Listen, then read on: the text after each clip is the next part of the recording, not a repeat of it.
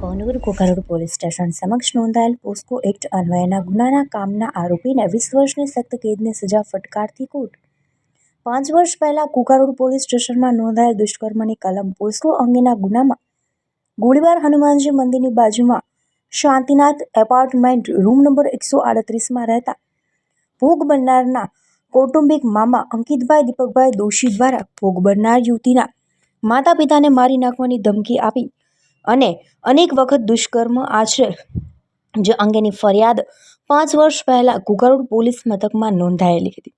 જે અંગેનો કેસ આજરોજ એડિશનલ ડિસ્ટ્રિક્ટ એન્ડ સેશન જજ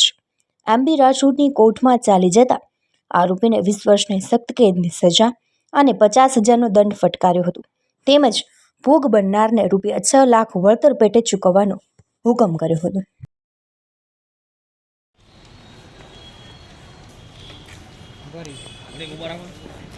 થોડીક ઉભા રાખો વાંધો